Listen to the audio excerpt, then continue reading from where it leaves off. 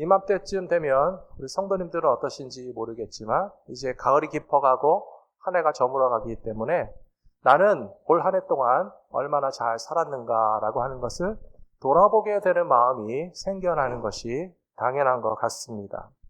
지나온 날들을 다 되돌아보면 누구나 그러하듯이 저도 좀 아쉽기도 하고 후회스러운 순간들이 많이 있습니다.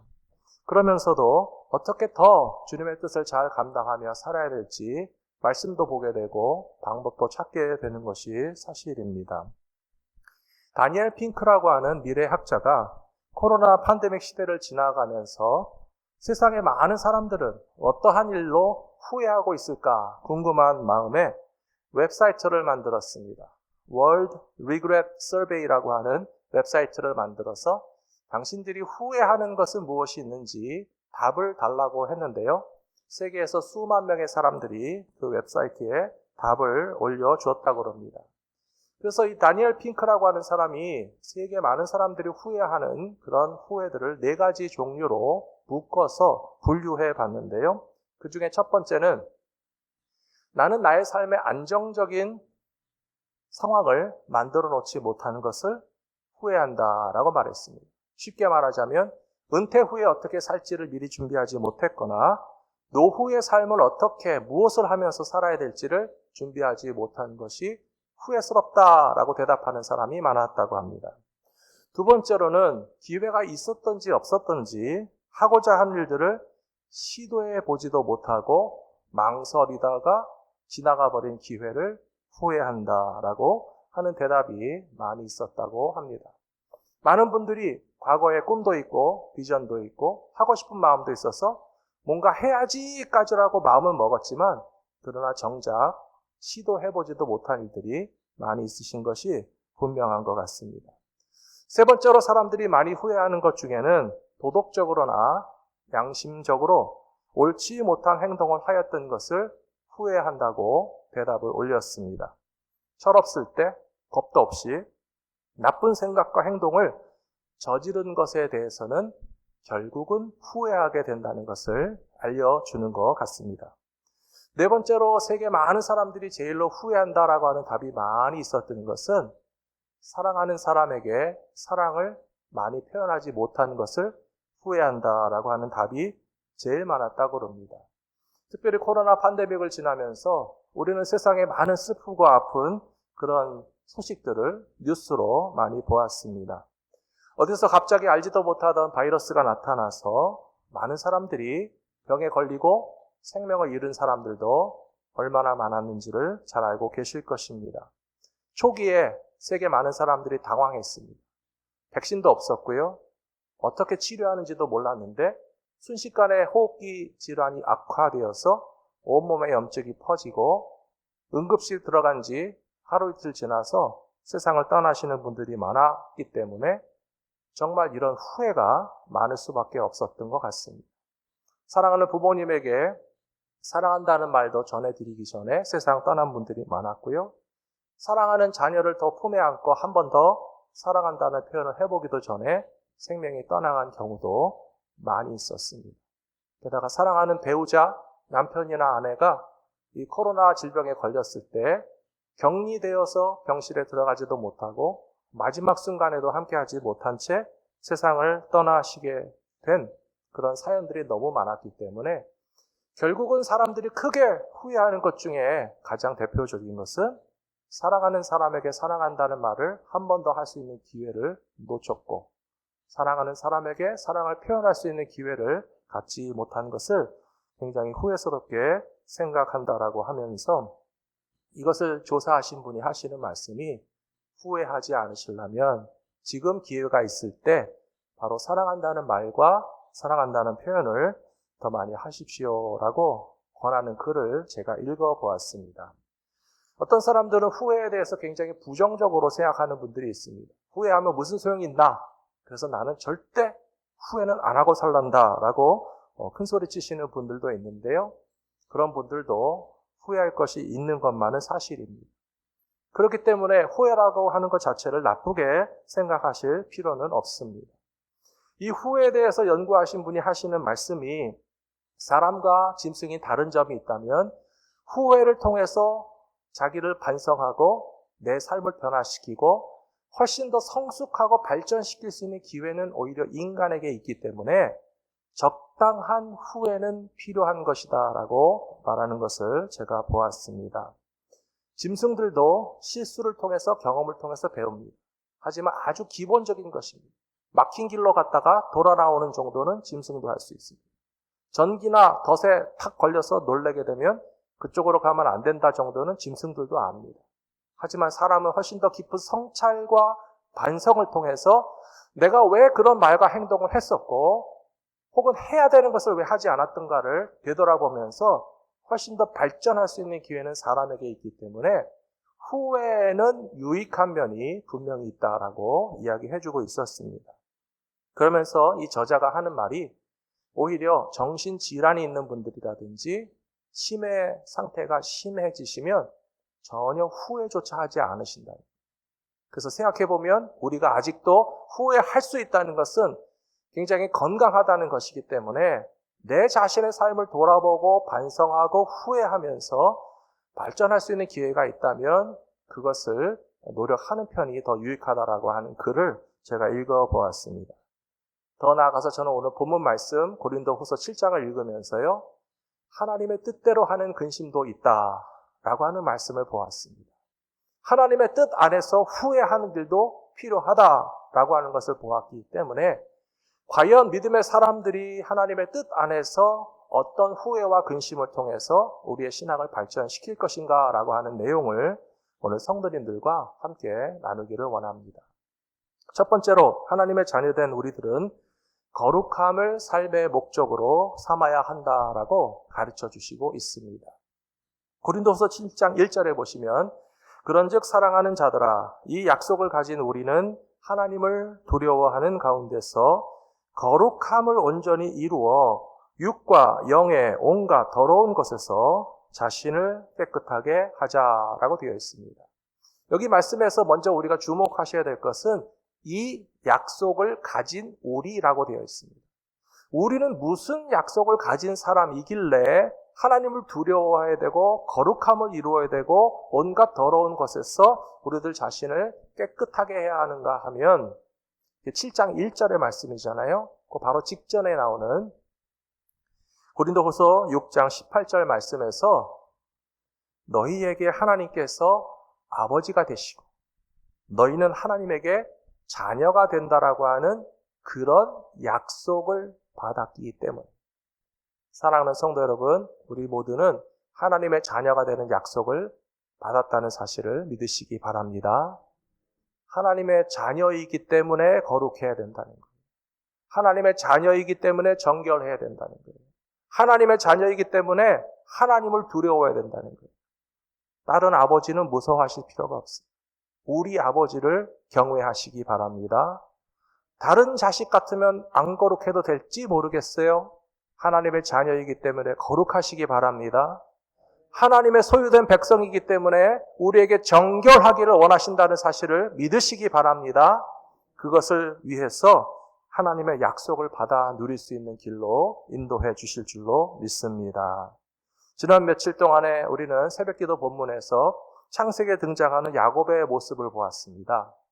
저는 야곱의 모습을 보면서도 이 사람이 후회할 것이 많은 인생을 살았는데 후회를 통해서 변화됐고 후회를 통하여서 변화되고 성숙되었다는 사실을 발견할 수 있어서 우리들에게도 희망을 주는 메시지다라고 하는 것을 깨닫게 되었습니다.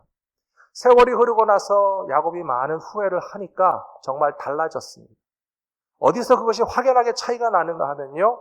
아버지가 된 야곱과 아직 철없이 젊은 아들들과는 문제를 해결하는 방식에서 차이가 나더라는 것이에요. 어느 날 이 야곱의 집에 아주 힘든 괴로운 사건이 하나 발생했는데요. 사랑하는 딸이 가나안 지역의 세겜이라는 곳에서 성폭행을 당했습니다. 얼마나 분노스럽고 화가 나고 이 문제를 해결해야만 되겠다라고 하는 상황이 벌어졌는데 아버지 야곱은 그래도 경험을 통해서 성숙도 하고 반성도 하고 정말 화가 나는 일이 있지만 그것을 함부로 섣불리 반응해서는 안 되겠다라고 하는 것을 배운 상태였지만 아들들은 그렇지 못했습니다. 감정적으로 행동했습니다. 과도한 폭력을 사용했습니다. 거짓말을 했고 속임수를 썼고 칼로서 세겜 족속을 몰살시키는 잔인한 범죄를 저지르는 것이 사실입니다. 그리고 야곱은 즉시로 깨달았습니다. 그것은 너희들이 후회하게 될 일을 저지른 것이다. 사랑하는 성도 여러분, 앞에서 말씀드렸습니다. 우리는 후회를 통해서 배워야 됩니다. 후회를 통해서 깨달아야 됩니다. 내가 과거에 이런 상황을 마주했을 때 이렇게 감정적으로만 처리하지 말았으면 좋았을 것을, 이렇게 폭력적으로만 해결하지 않았으면 좋았을 것을 이라고 하는 것을 야곱은 경험을 통해서 배웠고요.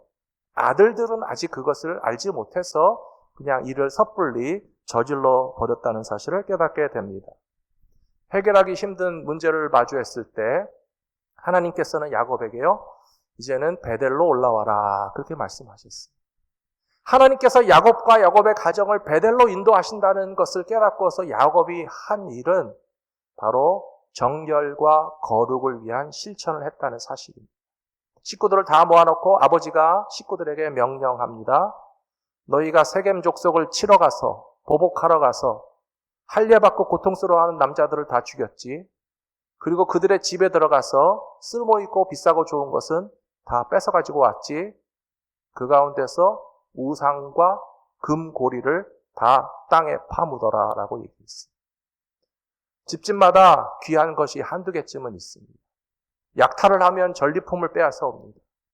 그것이 아무리 정당한 보복이라 할지라도 야곱이 하나님 앞에서 깨달은 것은 가나안 족속이 집에서 가정마다 섬기던 우상신을 뺏어가지고 소유하고서 그것을 전리품으로 삼아서 만족하는 것을 하나님이 옳게 보시지 않기 때문에 그 우상을 흙에 파묻어 버리고 너희의 더럽혀진 옷을 갈아입고 몸을 깨끗이 씻고 우리가 베델이라고 하는 하나님의 집으로 다 같이 나아가서 거기서 하나님의 보호하심과 거기서 하나님의 안정케 하심을 경험하자라고 인도한 것은 참 잘한 것이다 라고 하는 것을 우리가 배워야 할 것이라고 저는 믿습니다. 사랑하는 성도 여러분, 야곱의 사랑하는 아내 라헬조차도 아버지 집에서 한 살림 떼어가지고 나올 때 아버지 집에 드라빔을 훔쳐가지고 나왔어요. 우상을 훔쳐가지고 나왔어요. 라반의 집에 있는 드라빔을 품고 내가 가면 이 우상 때문에 더 행운도 찾아오고 복도 찾아오고 잘 먹고 잘 살겠지라고 했던 그 드라빔 우상도 세겜 땅에서 흙에 파물었을 것이라고 저는 믿습니다. 사랑하는 성도 여러분, 베델은 하나님의 집입니다. House of God입니다. 하나님의 집으로 가는 것도 중요하지만 하나님의 집을 향해서 나아가는 우리들이 가지고 있지 말아야 할 우상을 끊어버리고 흙 속에 파묻고 그것을 포기하고 정결하고 거룩하게 된 모습으로 하나님의 집을 향해서 나아가면 하나님께서 우리를 그곳에서 가장 안전하게 하시고 가장 행복하게 하시고 그 땅에 정착할 수 있는 은혜를 내려주신다는 사실을 믿으시면서 하나님의 자녀로서 힘써야 될 우선순위가 거룩함에 있다는 사실을 잊지 말아 주시기를 부탁합니다. 이것은 하나님의 명령입니다. 레위기 19장 2절에 이렇게 되어 있습니다. 너는 이스라엘의 자손의 온 회중에게 말하여 이르라. 너희는 거룩하라. 이는 나 여호와 너의 하나님이 거룩함이니라. 하나님이 거룩하신 하나님이시기 때문에 하나님의 자녀로서 거룩함을 추구하시게 되기를 부탁합니다. 두 번째로 성도들에게는 유익한 근심도 있다라고 말씀드렸습니다. 그리고 후회를 통하여 구원에 이르는 회개를 하게 된다라고 오늘 본문 말씀 나와 있습니다. 고린도후서 7장 10절에 보시면 하나님의 뜻대로 하는 근심은 후회할 것이 없는 구원에 이르게 하는 회개를 이루는 것이요 세상 근심은 사망을 이루는 것이니라 라고 되어 있습니다. 사도 바울은 공부를 많이 했고요. 또 문법도 많이 알고 있고 이 문장 구조를 편지를 쓸 때 아주 논리적이고 조직적으로 글을 쓰는 사람이었습니다. 이 10절 말씀 다시 보시면 두 가지 대조를 통해서 자신의 그 증언을 논리적으로 전달하고 있습니다. 첫 번째 보시면 하나님의 뜻대로 하는 근심이 있고 세상 근심이 있다고 대조하고 있습니다. 그리고 앞에는 구원에 이르게 되는 것이라고 했고 뒤에는 사망을 이루는 것이라고 했습니다. 이렇게 두 가지나 병렬적으로 대조가 되는 표현을 담음으로써 신앙인들이 가지는 근심 가운데는 하나님의 뜻대로 하는 근심도 있지만 세상 근심도 있고, 세상 근심은 사망이라는 결과밖에 남지 않지만 하나님의 뜻대로 하는 근심은 생명과 구원의 결과를 얻게 된다라고 우리들에게 가르쳐 주시는 이 문장 구조도 한번 보시면 좋을 것 같습니다. 복음을 전하는데 열심을 다했던 사도 바울에게 후회가 있었을까요? 없었을까요? 후회가 없는 사람이 어디 있겠습니까? 예수님을 따르기 위해서 최선을 다했던 사도 바울에게 근심이 있었겠습니까? 없었겠습니까? 근심이 있었죠. 근심도 없고 후회도 없으면 인간도 아니에요. 우리에게도 근심도 있고 우리에게도 후회도 있습니다마는 사도 바울은 근심 가운데서도 세상 근심 말고 하나님의 뜻대로 하는 근심만 하자. 그렇게 이야기하고 있습니다. 그 중에 하나가 회개를 통해서 구원에 이르게 되는 후회가 있다라고 분명히 표현했습니다. 사도 바울이 여러 번 이야기한 것 가운데 자기는 죄인 중에 괴수라고 말했습니다. 내가 제일 나쁜 놈입니다 라고 하는 것을 항상 잊지 않고 살았다는 사실이, 저는 십자가의 원수로 행했습니다 라고 하는 사실을 언제나 인정했습니다. 제가 예수님을 알지 못할 때에 얼마나 예수님을 핍박하고 거절하고 예수 믿는 사람들을 괴롭혔었는지 자기는 잊지 않고 기억하면서 회개하고 또 회개한다라는 뜻이죠. 그리고 심지어 나는 내일 죽노라 라고 말했습니다. 나의 생명 하나님 앞에서 오늘도 살아있는 것이 고맙고 감사할 뿐이라고 고백할 만큼 사도 바울에게는 분명히 후회하는 일들이 있었고 근심스러운 일들이 있었지만 그것이 하나님의 뜻 안에서 가진 후회라고 하면 오히려 유익하다는 것을 알고 우리에게 말해주고 있습니다. 저는 우리 교회 성도님들과 대화를 나누면서 그런 이야기들을 비슷비슷하게 많이 하시는 것을 듣게 되었습니다. 뭐냐 하면요, 미국에 오게 된 것이 참 다행이라고 말씀하십니다. 그리고 많은 분들이 한국에서는 교회를 안 다니시거나 신앙생활을 잘 하지 않으셨는데 미국에 와서부터 신앙생활을 하게 된 것이 참 다행한 일이라고 이야기하시는 분들이 참 많으십니다. 그뿐만 아니라 또 조금 더 이야기를 계속 해 나가시다 보면 저는 한국에 있었으면 정말 평생 교회 갈 기회가 없었을 것 같습니다.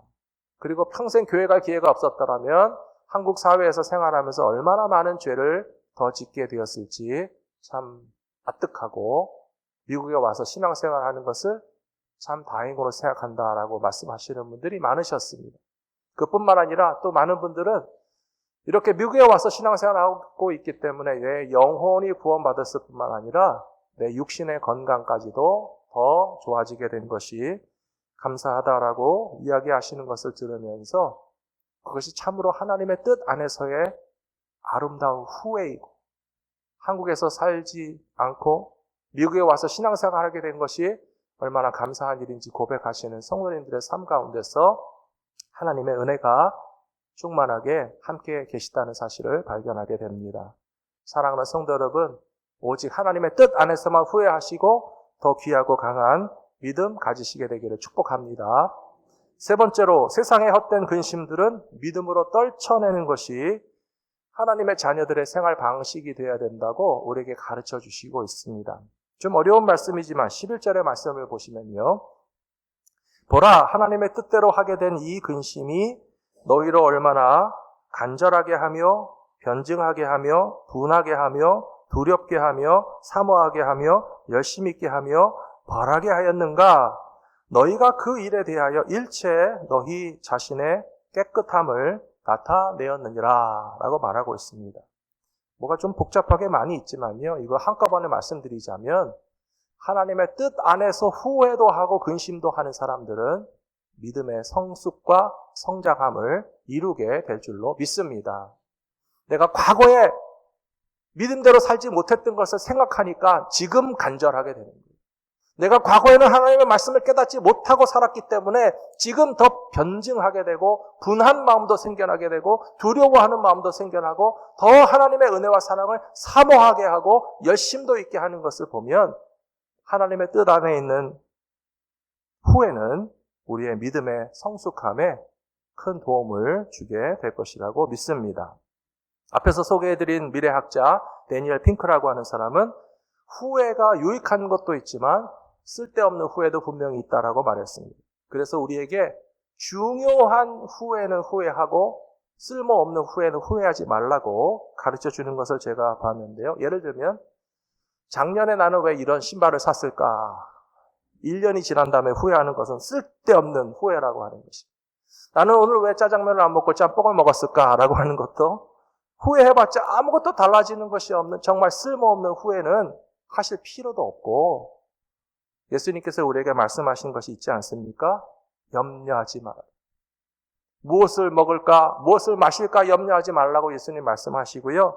믿음의 사람들은 공중에 나는 새도 먹이시고 들에 핀 백합화도 입히시는데 무엇을 먹을까, 무엇을 마실까라고 하는 세상 근심은 믿음이 없는 사람들이라 하는 것이고 믿음의 사람들이 가져야 할 관심 혹은 후회 혹은 우리가 더 중요하게 생각해야 될 것은 먼저 그의 나라와 그의 의를 구하는 데 있다라고 하신 말씀을 기억하실 수 있는 우리 성도님들이 되시기를 부탁합니다. 빌립보서 4장 6절에도 보시면 아무것도 염려하지 말라라고 되어 있습니다.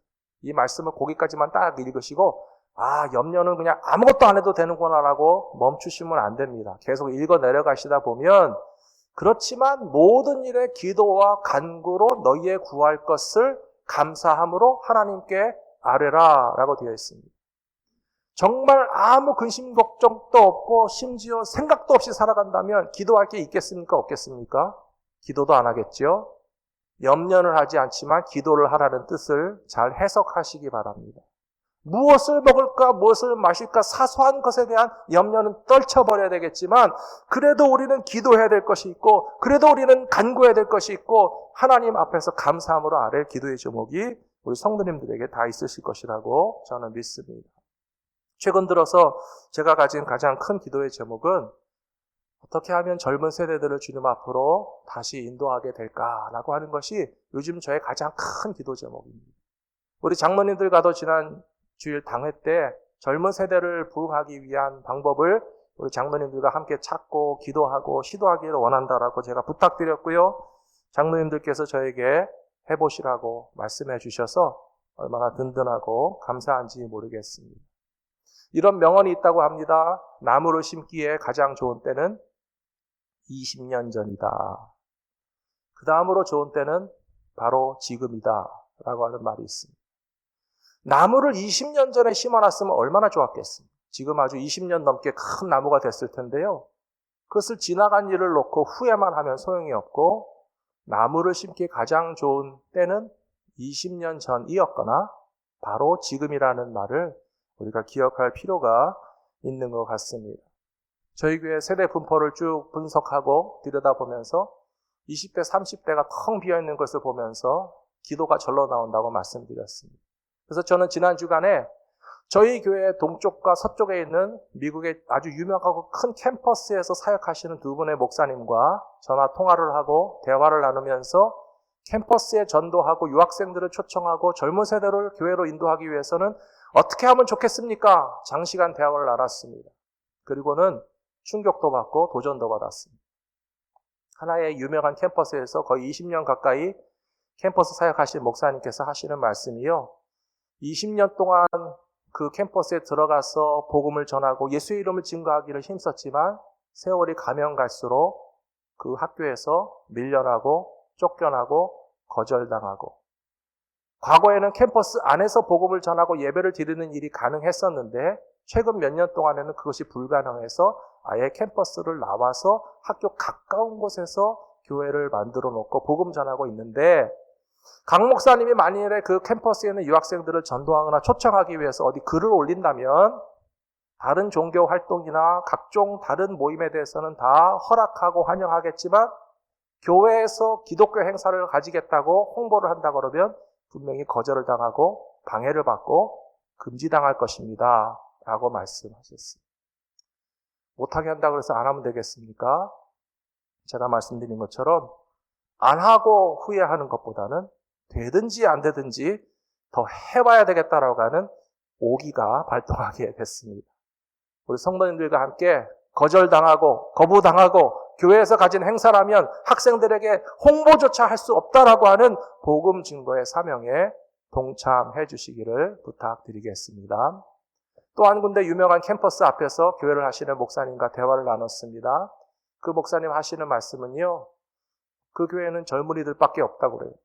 그래서 그거를 좀 부러워해야 되는지 아니면 우리 교회랑 반대라고 해야 되는지 대화를 많이 나눴는데요. 근데 그 목사님 하시는 말씀이 요즘 젊은 사람들 전도하기가 너무 힘드시다고 그래요. 그래서 젊은이들을 위해서 목사님이 가진 모든 것을 다 쏟아부어 줘도 한 사람의 마음이 열릴까 말까 하는데 목사님 하실 수 있겠습니까? 일회적인 행사 가지고는 안 될 텐데요. 정말 젊은이들을 위해서 교회가 얼마나 관심을 갖고 많은 것들을 쏟아부어서 그들을 사랑하는 마음으로 복음을 집어넣어주기 원한다는 그 진정성과 진심이 전달되기 전까지는 한 사람도 데려가기 쉽지 않을 겁니다. 라고 말씀하셨습니다.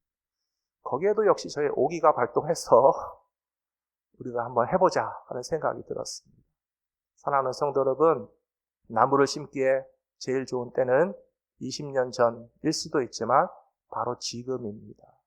지금 우리가 복음의 씨앗을 캠퍼스에서 젊은이들 가운데서 다음 세대들 가운데서 오늘 심지 않으면 지금으로부터 또 20년이 지나면 아무리 땅을 치고 후회해도 더 이상 기회조차 없을 것이기 때문에 바로 지금에, 바로 오늘에 우리가 후회하지 않도록 젊은 세대와 다음 세대를 위해서 복음 전하는 일에 다 함께 동참해 주실 수 있는 우리 교회 성도님들이 다 되시기를 부탁드리겠습니다.